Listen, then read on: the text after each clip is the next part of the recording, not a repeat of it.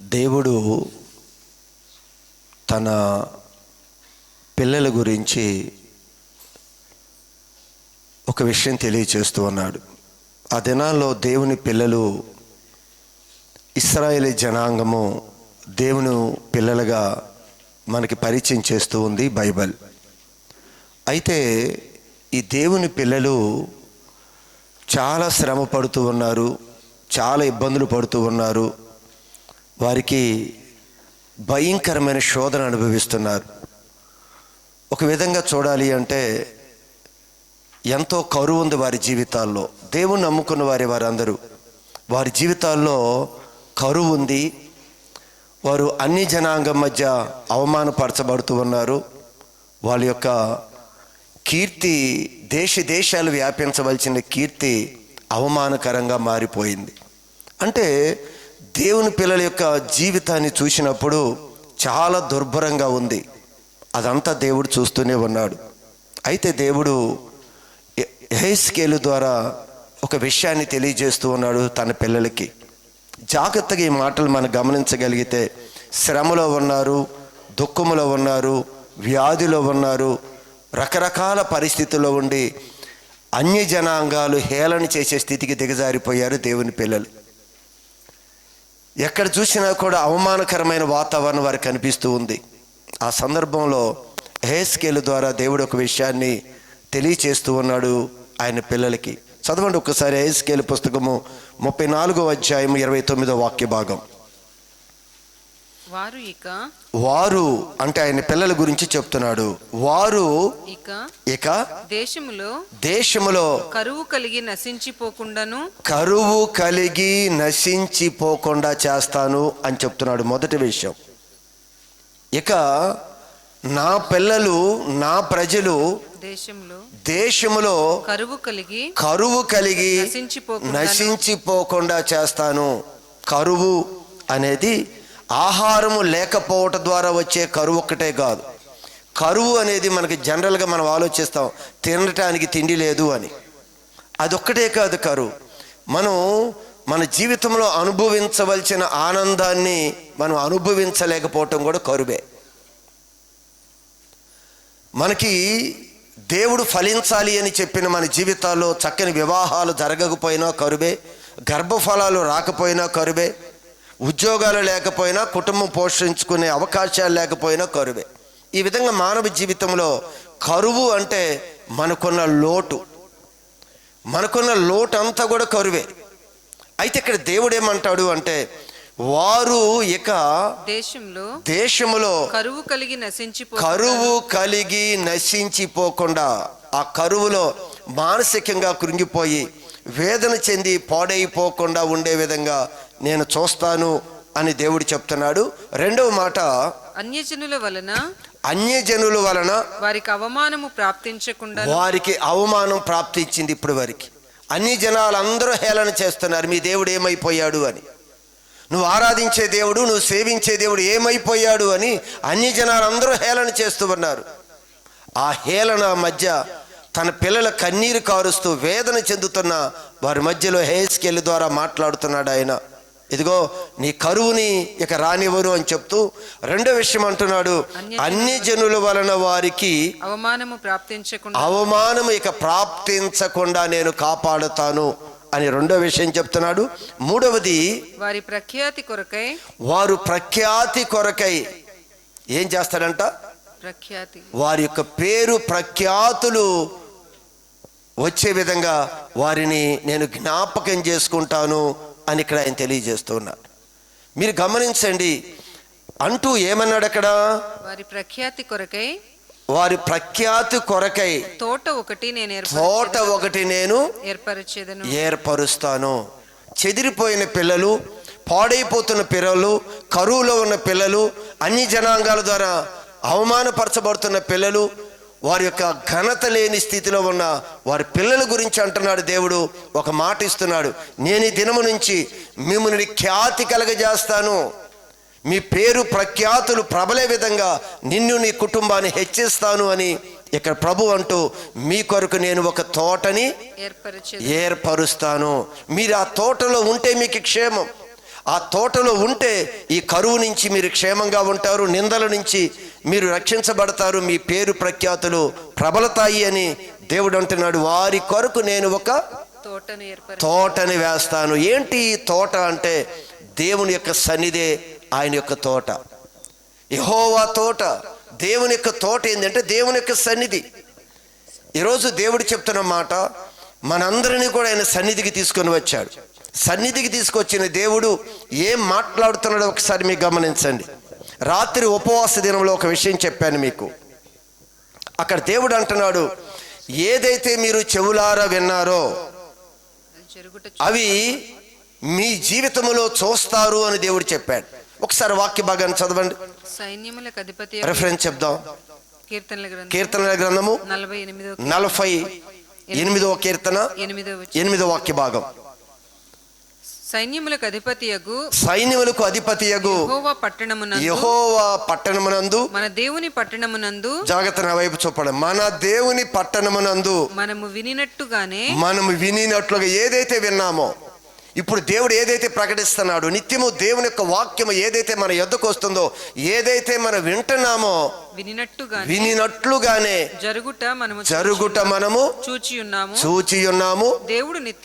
దేవుడు నిత్యముగా దాన్ని స్థిరపరుస్తున్నాడు. నువ్వు ఏదైతే ఆలకిస్తున్నావో దేవుని మాట ఏది తప్పుపోదండి.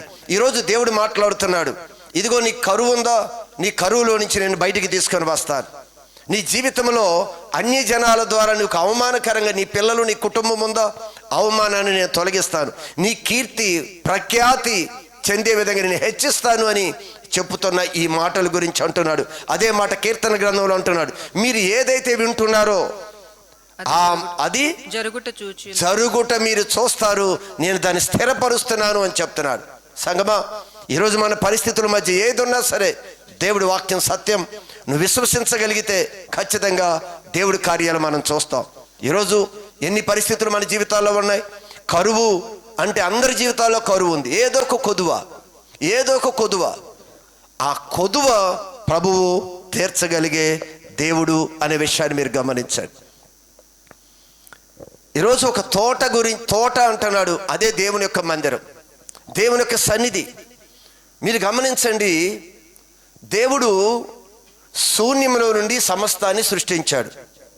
మనం చూస్తున్న ఆకాశమైన, భూమైన, సూర్యచంద్ర నక్షత్రాలైన అన్నీ కూడా దేవుడు కలగజేశాడు. అనేకమైన జీవరాశులు, అనేకమైన వృక్షాలు, వృక్ష ఫలాలు అన్నీ సృజించి దానిలో ఒక మనిషిని కూడా సృష్టించాడు దేవుడు. అయితే ఇక్కడ గమనించవలసింది ఏమిటి అంటే, మనిషిని సృజించి ఈ భూమి అంతా కూడా మనుషుల కొరకే కదా దేవుడు సృష్టించింది. ఆ మనిషిని ఇదిగో ఈ భూమి మీద నువ్వు ఎలా అయితే నీకు ఇష్టానుసారంగా నువ్వు ఉండు అని భూమి మీద మనిషిని వదిలేయలేదు. కానీ దేవుడు ఆ మనిషి కొరకు ఒక ఏదోను తోటని ఏర్పాటు చేసి ఆ తోటలో ఉంచాడు. ఆ తోటలో ఉన్నంత కాలము క్షేమం. ఆ తోటలో సమస్త సమృద్ధి కలిగిన తోటది. ఆ తోటలో ఆదాము హవ్వ ఉన్నంత కాలము వారికి ఏ కొదువ లేదు, ఏ కరువ కూడా లేదు. లోకంలో ఎందుకు ఉంచలేదు? బయట జీవరాశులు ఉన్నాయి, అన్నిటినీ సృష్టించాడు కదా. దేవుడైతే మనిషిని ఆ ప్రదేశానికి వదలలేదు, ఖచ్చితంగా ఒక తోట వేసి తోటలోనే పెట్టాడు. ఈరోజు కూడా రక్షణ పొందుకున్న మన జీవితాల్లో కూడా దేవుడు లోకంలో నువ్వు ఎలా పడితే అలా జీవిస్తాను అంటే నేను విడిచిపెట్టాడు. ఆయన ఖచ్చితంగా దేవుడు నియమించిన తోటలోనికి నువ్వు రావాలి. ఈ తోటలో క్షేమం ఉంది, ఈ తోటలో అభివృద్ధి ఉంది, ఈ తోటలో విస్తరణ ఉంది అనేది దేవుడు వాక్యం సెలవిస్తుంది. మనందరి జీవితాల్లో కూడా గమనించండి. ఈరోజు ఒకవేళ కష్టం వచ్చి ఉండొచ్చు, నీకు శోధన, కొన్ని ఇబ్బందులు వచ్చి ఉండొచ్చు. కానీ ఈ ఇబ్బందులు వచ్చాయనో, కష్టం ఉందనో, ఆలస్యమైందని కానీ ఒకవేళ ఈ తోటను దాటి బయటికి వెళితే, ఆదాము జీవితం ఏమైపోయిందో తెలుసా? తోటలో నుంచి ఎప్పుడైతే అడుగు బయటికి పెట్టాడో తన జీవితము భయంకరమైన శోధనలోకి వెళ్ళిపోయింది. అప్పుడే కరువు, అప్పుడే శ్రమ, అప్పుడే చెమట కార్చటం, అప్పుడే పొలాన్ని దున్నుకోవటం. క్షేమకరంగా ఉండవలసిన ఆయన సన్నిధిలో నుంచి బయటికి వెళ్ళి గొప్ప నష్టాన్ని కొని తెచ్చుకున్నాడు ఆదాం. జాగ్రత్త గమనించాలి సంగమా. దేవుడు మనల్ని కూడా లోకంలో నుంచి రక్షించి లోకంలో ఉండిపోవటానికి ఆయన ఇష్టపడలేదు. మన ప్రత్యేకంగా తీసుకొని వచ్చి ఇదిగో సంఘం అనే తోటలో మనల్ని నాటాడు. సంఘంలో ఏముందో తెలుసా? ప్రభు చెప్తాడు కదా, నా సన్నిధిలో ఏముందంట, సకల సమృద్ధి ఉందంట ఆయన సన్నిధిలో. ఆయన సన్నిధిలో ఏమేముందో మీరు బైబిల్ వాక్యాన్ని చదువుతున్నప్పుడు ఆయన సన్నిధిలో ఎలాంటివి సిద్ధపరిచాడో తెలుసా? అవి ఈరోజు మన కంటికి కనిపించలేదు. ఆయన సన్నిధి సమస్త సమృద్ధితో నింపబడి ఉంది. కానీ ఈరోజు విశ్వాసం ద్వారా మాత్రమే దాన్ని మనం తీసుకోగలం. ఈరోజు ఏ మాటలైతే మనం ఆలకించుతున్నామో ఖచ్చితంగా నువ్వు విశ్వసించగలిగితే ఇది మనం రేపటి దినాన్ని చూడబోతూ ఉన్నాం. ఇవన్నీ కూడా కళ్ళారా నువ్వు చూస్తావు, అనుభవిస్తావు అని చెప్తున్నాడు. దేవుడు అలా స్థిరపరిచాడు. ఏముండి అంటే దేవుడి సన్నిధిలో నీ మందిరము యొక్క ఒకసారి రిఫరెన్స్ చెప్దాం. కీర్తనల గ్రంథము 36వ కీర్తన 8వ వాక్య భాగం ఏమంటున్నాడు? 7వ వచనమా? దేవా నీ కృప ఎంతో అమూల్యమైనది. జాగ్రత్తగా ఆలకించండి. దేవా నీ కృప ఎంతో అమూల్యమైనది. నరులు నీ రెక్కల నీడ ఆశ్రయించుచున్నారు. అది ఆశ్రయించాలి. ఎక్కడికి ఆశ్రయించాలి మనం? ఆయన రెక్కల నీడను ఆశ్రయించుచున్నారు. నీ మందిరము యొక్క సమృద్ధి వలన ఏముందమ్మా? మందిరములో సమృద్ధి. నీ మందిరము యొక్క సమృద్ధి వలన వారు సంతృప్తి నొందుచున్నారు. నీ ఆనంద ప్రవాహములోనిది నీవు వారికి త్రాగించుచున్నావు. వాళ్ళకి త్రాగిస్తాడు. ఎప్పుడు ఆనందంగా ఉండే విధంగా ఆయన ఏ కరువు లేకుండా ఆనందకరమైన జీవితాన్ని ఇచ్చేది దేవుని యొక్క సన్నిధి. అందుకే ఆయన అంటున్నాడు, మీ కొరకు ఈ సన్నిధిని ఏర్పాటు చేశాను, మీరు ఇక రండి. ఇదిగో ఇప్పుడు వరకు కరువు ఉంది, ఆ కరువుని నేను తీసివేస్తాను. ఇప్పుడు వరకు అన్య జనాంగం వల్ల అవమానం ఉంది, అవమానం నేను తొలగిస్తాను. నీకు ఖ్యాతిని తీసుకొని వస్తాను. దేవుడు మాట అక్షరాల సత్యమని. ఒక పొల్లు ఒక ఒత్తు కూడా తప్పుపోదు. సమస్తాన్ని స్వతంత్రించుకోవటానికి దేవుడు మనకి శక్తిని ఇచ్చాడు. అందుకే ఆయన మాట్లాడుతూ ఉన్నాడు. ఈరోజు చూడండి, శ్రమ వచ్చిందా, కష్టం వచ్చిందా, ఇబ్బందులు ఉన్నాయా, కొంచెం ఉన్నా కూడా దేవుడు ఆలస్యం చేస్తున్నాడు. అందుకే దేవుడు వాక్యం చెప్తుంది, ఒకవేళ తగిన సమయమందు దేవుడు నిన్ను హెచ్చించినట్లుగా ఆయన బలిష్టమైన రెక్కల కింద దీన మనస్కుడివై నువ్వు ఉండు అంటున్నాడు. ఎప్పుడేమో ఏం చెప్తున్నాడు అక్కడ? హెచ్చిస్తాను. ఈ మాట మర్చిపోతున్నాం మనం. ఆయన హెచ్చిస్తాడు. నువ్వు ఆయన రెక్కల నీడలో ఉండు. శ్రమ వచ్చింది, కష్టాలు వచ్చాయి, అవమానాలు వచ్చి అన్యులు హేళన చేస్తున్నారు, మనకు కొంచెం కరువు ఉంది, కానీ కరువుని పూర్తి చేసే దేవుడు ఉన్నాడు. సో ఆయన అంటున్నాడు, నువ్వు వెయిట్ చేయి. పిల్లలు ఆలస్యమైందా పుట్టడం? వివాహం అయ్యటం ఆలస్యమైందా? ఉద్యోగాలు ఆలస్యమయ్యాయా? గృహం కట్టుకోలేదా? ఆర్థికమైన ఇబ్బందులు ఉన్నాయా? కోర్టు సమస్యలు ఉన్నాయా? నువ్వు వెయిట్ చేయి. ఖచ్చితంగా న్యాయాధిపతి అయిన దేవుడు న్యాయం తీరుస్తాడు. మనం వేచి ఉండమని చెప్తూ ఉన్నాడు. మీరు ఇలా గమనించుకుని పోతే ఒక సందర్భంలో అబ్రహాము దినంలో కరువు వచ్చింది, దేశంలో కరువు వచ్చింది. అబ్రహాం ఏం చేశాడో తెలుసా? దేవుడు ఏ ప్రదేశంలో ఉన్నమన్నాడో ఆ ప్రదేశాన్ని విడిచి కరువు వచ్చిందని వెళ్ళిపోయి ఐగుప్తు దేశంలోనికి వెళ్ళాడు. అక్కడికి వెళ్ళిన తర్వాత ఎక్కువ శ్రమ తెచ్చుకున్నాడు, ఎక్కువ కష్టం తెచ్చుకున్నాడు, ఎక్కువ అవమానకరమైన పరిస్థితులు అబ్రహాము జీవితంలో ఎదురయ్యాయి. శ్రమ వచ్చింది, కానీ దేవుడు మనల్ని తీసుకొచ్చాడు ఇక్కడికి కదా. కష్టం వచ్చినా, నువ్వు శ్రమ వచ్చినా మరలా లోకములకు వెళ్ళటానికి దేవుడు నీకు అనుమతించలేదు.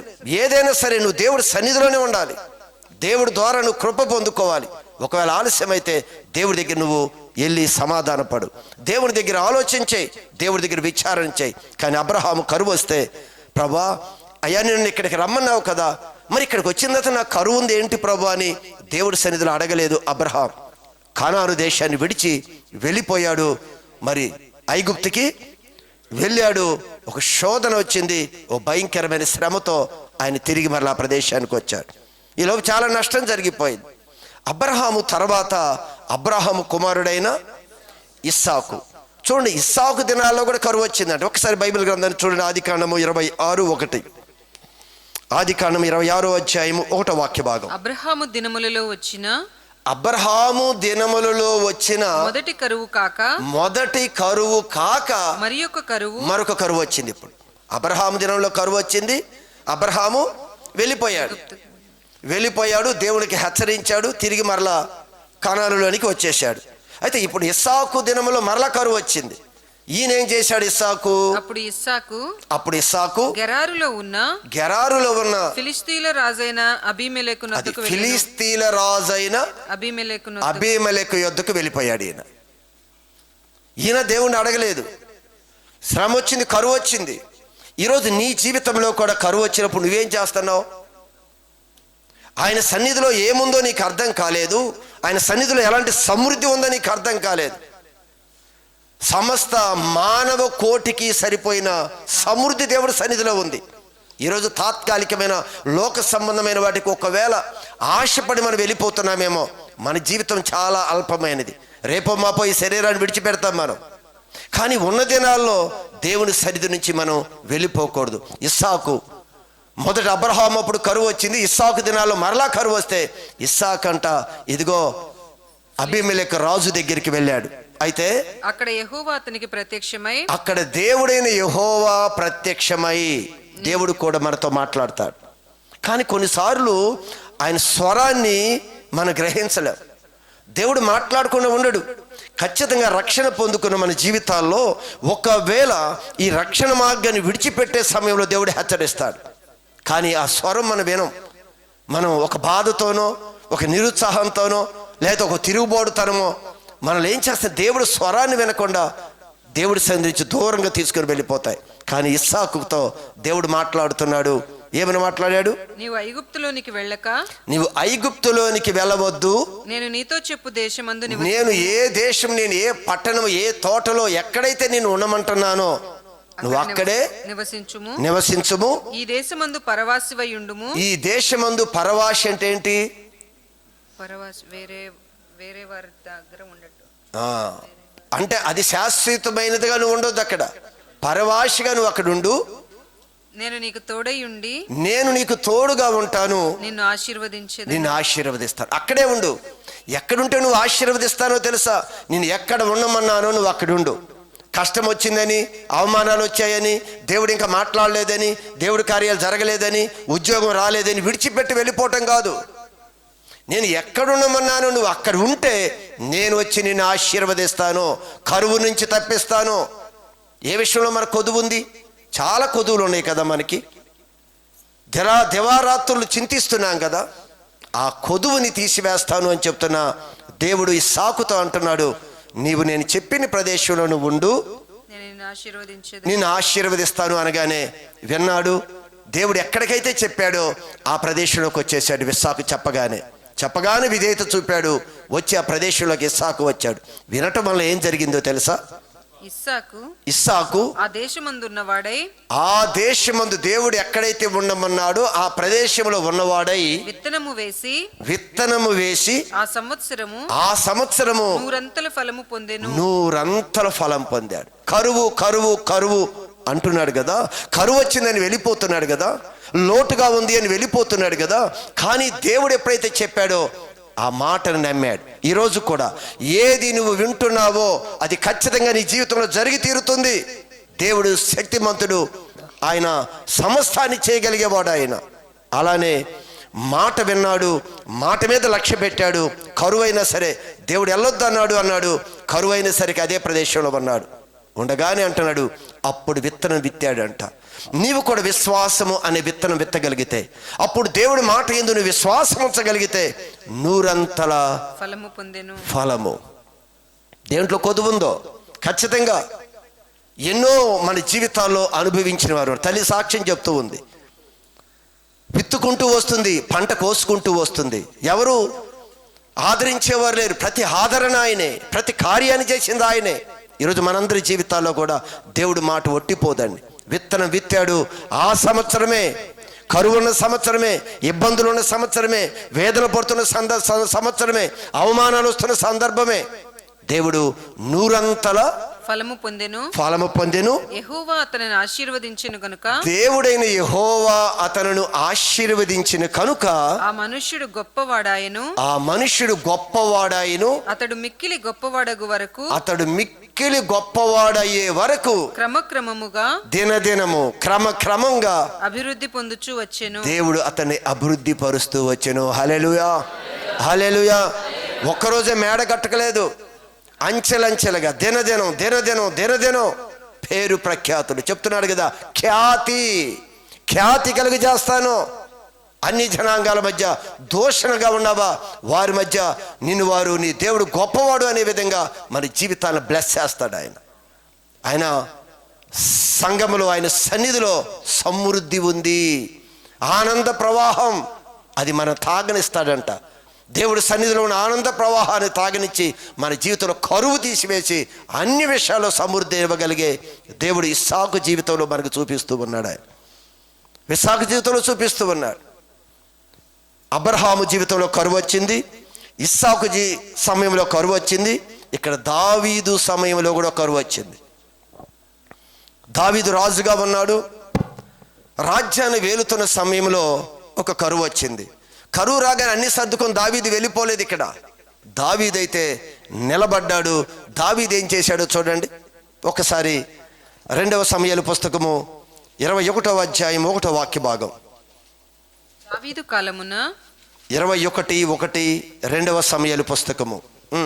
దావీదు కాలమున 3 సంవత్సరములు విడువకుండా కరువు కలగగా దావీదు యెహోవాతో మనవి చేసెను. అది మనవి చేసెను. అయ్యా, కరువు ఎందుకు వచ్చింది ప్రభువా? వెళ్ళిపోలేదు కరువు రాగానే. ఎన్ని సంవత్సరాలంట?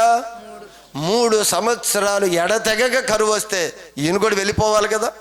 ఈయన వెళ్ళలేదు, ఈయన దేవుని యొద్దకు విచారణ చేయటానికి వెళ్ళాడు. ప్రభువా, ఎందుకు వచ్చిందయ్యా ఈ కరువు? ఎందుకు నా జీవితంలో ఆనందం లేదు? ఎందుకు నీ సన్నిధికి వస్తున్నాను? ఇంకా ఏంటి ప్రభువా లోటు? ఏంటి సమస్య? ఎందుకు నా పరిస్థితి ఎలా ఉంది అని దేవుని దగ్గర విచారణ చేయటానికి వెళ్ళాడు. ఈరోజు నీవైనా నేనైనా సరే, ఆలస్యమైందా, ఇబ్బందిగా ఉన్నాయా, కష్టాలున్నాయా, నువ్వు విచారణ చేయి దేవుని యొద్ద. దావీదు వెళ్లకుండా దేవుడి దగ్గర విచారణ చేస్తున్నాడు. అయ్యా, ఏంటి కరువు, ఏంటి ఇబ్బంది, ఎందుకు వచ్చిందయ్యా, ఎందుకు వచ్చింది కరువు అని అడిగాడు. దేవుడు ఏం చెప్పాడో తెలుసా? ఇదిగో, నీకు ముందు సౌలు రాజుగా ఉన్నాడు కదా. సౌలు రాజుగా ఉన్నప్పుడు సౌలు చేసిన కొన్ని పనులు ఉన్నాయి. సౌలు చేసిన, నేను వద్దు అన్న పనిని సౌలు చేశాడు. ఆ సౌలు చేసిన ఆ పనికి ఈరోజు నీ యొక్క కాలములో శిక్ష వచ్చింది, కరువు వచ్చింది అని చెప్పాడు. సౌలు చనిపోయాడు. సౌలు దేవుడి మీద లోబడకుండా దేవుడి వ్యతిరేకంగా చేసి తన ఇష్టానుసారంగా చేసి సౌలు తన కాలాన్ని ముగించుకొని వెళ్ళిపోయాడు. ఇప్పుడు దావీదు సమయంలో కరువు వచ్చింది. ఈరోజు నీ జీవితంలో కూడా ఎందుకు వచ్చింది కరువు? ఎందుకు వస్తుంది మనకు కరువు? మనం చేసే కొన్ని నిర్లక్ష్య పనులు ఏం చేస్తాయో తెలుసా? మన కరువులోకి తీసుకుని వెళ్తాయి. కరువు అంటే ఒక ఆహారమే కాదు, సమాధానం ఉండదు, సంతోషం ఉండదు, క్షేమం ఉండదు, అన్నీ ఆలస్యమే, అన్నీ నష్టమే, అన్నీ ఇబ్బందులే. ఇది కరువు అంటే. కొన్నిసార్లు మనం చేసే పనులు, ఇక్కడ దావీదు దేవుని అడుగుతున్నప్పుడు ఎందుకు వచ్చింది కరువు అన్నప్పుడు దేవుడు చెప్తున్నాడు, ఇదిగో సౌలు రాజుగా ఉన్నప్పుడు చేసిన ఒక దుర్మార్గమైన పని ఈరోజు నీ జీవితంలో ఈ కరువు ఎదురైంది, నీ పాలనలో ఈ కరువు ఎదురైంది. మరి ఎలా ప్రభువా? ఒక ఆలోచన చెప్పాడు దేవుడు. ఇదిగో, ఆ నష్టాన్ని నువ్వు సరిచేయాలి, ఆ తప్పుని నువ్వు సరిచేయాలి, ఆ పరిస్థితిని నువ్వు సమాధానపరిస్తేనే మరలా ఈ కరువు పోతుంది అని చెప్పాడు. ఎప్పుడైతే దేవుడు చెప్పాడో అలానే రాజు ఇలాగు చేసిన తర్వాత ఎలాగూ దేవుడు సౌలు చేసిన పనికి నువ్వు ప్రాయశ్చిత్తం చెల్లిస్తే, నువ్వు దాన్ని సరి చేస్తే, వారిని అందరినీ సమాధానపరచగలిగితే, ఎవరిని గాయపరిచాడో సౌలు, ఎవరి జీవితాల్లోకి వెళ్ళి వారిని హానిపరిచాడో వారిని నువ్వు సమాధానపరచాలి. వారిని నువ్వు సమాధానపరిస్తే ఏమవుతుంది? రాజు ఇలాగు చేసిన తరువాత దేశము కొరకు చేయబడిన విజ్ఞాపనను దేశము కొరకు చేయబడిన ప్రార్థనా విజ్ఞాపన దేవుడు అంగీకరించి ఆ కరువును దేశములో నుంచి తొలగించెను. హల్లెలూయా, హల్లెలూయా. మనం చేసే చిన్న మిస్టేక్స్ అండి ఇవి. మనం చాలా దేవుని వెళ్ళి ప్రశ్నిస్తాం, ఏంటి ప్రభా ఇది ఇలా ఎందుకు జరిగింది? హేతువు లేని శాపము తగలదు. హేతు కారణం లేకుండా ఏది కూడా మన జీవితంలోకి రాదండి. కారణం లేకుండా రాదు. మనం కొన్ని చేస్తాం, ఆనందంగా ఉండి మన జీవితంలో ఒక్కసారి పిడుగుపడినట్లుగా జీవితాలు మారిపోతాయి. మీ జీవితాల్లో కూడా తెలియక మనం ఇరుక్కుపోతున్నాం. తెలియక ఈరోజు సంతోషం పోతుంది, తెలియక సమాధానం పోతుంది, అన్నీ తెలియక కోరి తెచ్చుకుంటున్నాం మన జీవితంలో. కానీ దావీదు అడిగాడు, అయ్యా కారణం ఏంటి ప్రభువా? ఎందుకు నాకు ఈ స్థితి వచ్చింది, ఎందుకు నాకు ఈ కరువు వచ్చింది అన్నప్పుడు దేవుడు మాట్లాడాడు. దావీదంట ఆయన చెప్పిన విధంగా చేశాడంట. అప్పుడు ఏం జరిగిందంట? దేశము కొరకు చేయబడిన ప్రార్థన అప్పుడు ఆలకించాడు. అప్పటి వరకు ఆలకించలేదు ఆయన. నా జీవితంలో కూడా జాగ్రత్తగా మనం ఆలోచించుకొని మనం కానీ పరిశీలించుకుంటే దేవుడు కార్యం జరిగిస్తాడు. ఈరోజు మరొక విషయాన్ని మీకు తెలియచేస్తాను. ఇక్కడ ఏలియా కాలంలో జరిగిన చిన్న సంఘటన. 3.5 సంవత్సరాలు, ఒకసారి చదవండి ఇది. రాజులు మొదటి గ్రంథం 17వ అధ్యాయం 1వ వాక్య భాగం. 1వ రాజుల గ్రంథము 17వ అధ్యాయం 1వ వాక్య భాగం. అంతట గిలాదు కాపురస్తుల సంబంధియును తిష్బీయుడు అయిన ఏలియా అహాబ్ నొద్దకు వచ్చి, ఎవని సన్నిధిని నేను నిలవబడి ఉన్నానో. ఇక్కడ మీరు గమనించగలిగితే ఇక్కడ 3.5 సంవత్సరాలు, అంతేనా? కరువు ఎన్ని సంవత్సరాలు? 3.5 సంవత్సరాలు కరువు వచ్చింది. అమ్మ జాగ్రత్తగా వినాలి, కరువు గురించి మాట్లాడుకుంటున్నాం కదా. 3.5 సంవత్సరాల కరువు వచ్చింది దైవ సేవకుడైన ఏలియా సమయంలో. అయితే కరువు ఒక్కరికి వచ్చిందా? దేశమంతా వచ్చిందా? దేశమంతా వచ్చింది కరువు. ఎందుకు కరువు వచ్చింది అంటే, ఈ ప్రజలందరూ కూడా మనం యెహెజ్కేలు దగ్గర మనం చదువుకున్నాం కదా, ఈ ప్రజలందరూ కూడా దేవునికి నచ్చని విధంగా దుర్మార్గులుగా తన జీవితాన్ని ముందు కొనసాగించారు. బయలు దేవతలని, లోక సంబంధమైన విగ్రహాలను ఆశ్రయించుకుంటూ దేవుని విడిచిపెట్టి వాళ్ళు చేయవలసిన పనులన్నీ చేశారు. అందుకే 3.5 సంవత్సరాలు ఇక్కడ కరువు వచ్చింది.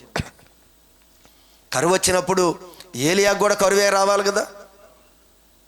చూడండి, మీరు గమనించండి, కరువు వచ్చినప్పుడు కరువుని తప్పించుకునే పద్ధతులు మనం వెతకక్కర్లేదు.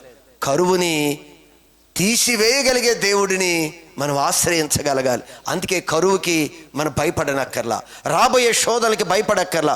ఏ పరిస్థితి వచ్చినా సరే కొద్ది దినాలు మనం భయపెడతాయేమో కానీ అవి ఏమీ మన మీద జయాన్ని పొందలేవు.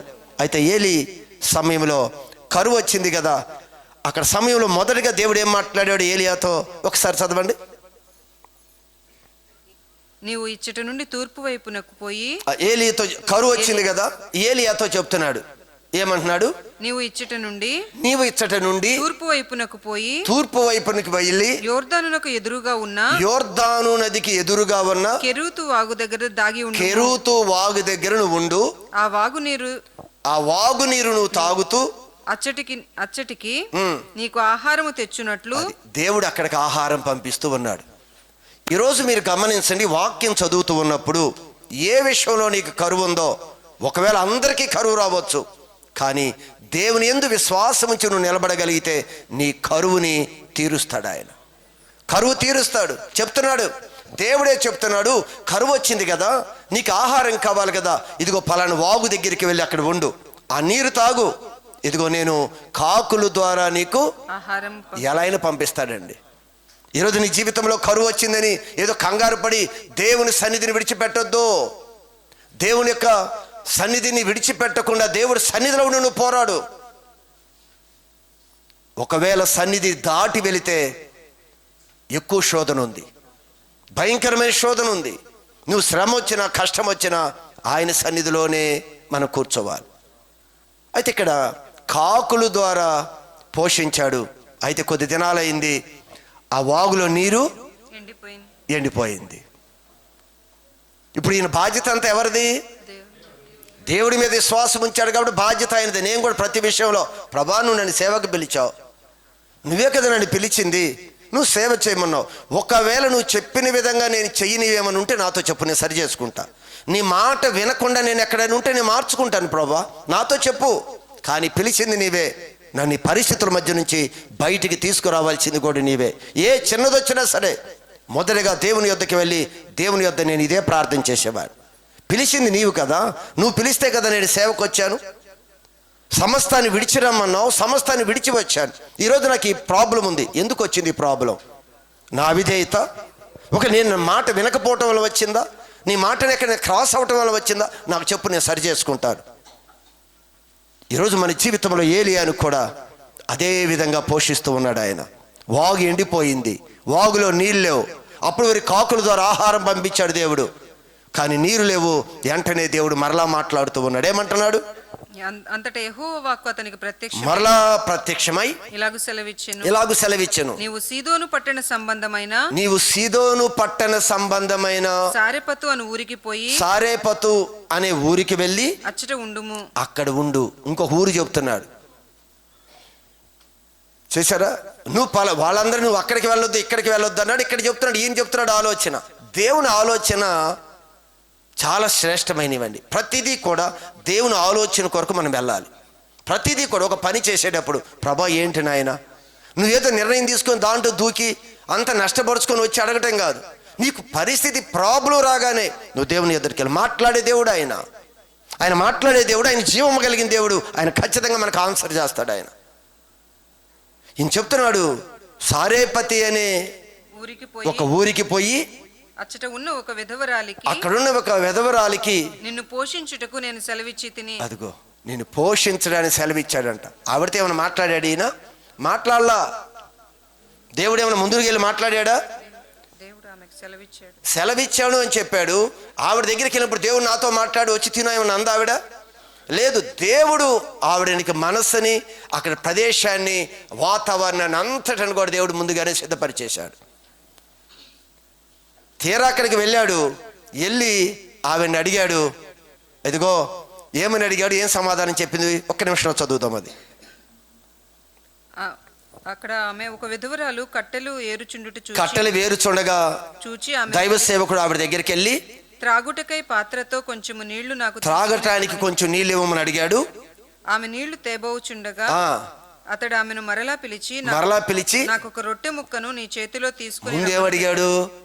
నీళ్ళు అడిగాడు. నీళ్లు తేవటానికి ఏముంది, నీళ్ళు అని వెళ్ళిపోతుంది ఆవిడ. అవి ఊరికి దొరికింది కదా, నీళ్లు తేవటానికి వెళ్ళిపోయింది. మరలా పిలిచి ఏమడుగుతున్నాడు? నాకు ఒక రొట్టె ముక్క తీసుకురా అన్నాడు. అందుకామె నీ దేవుడైన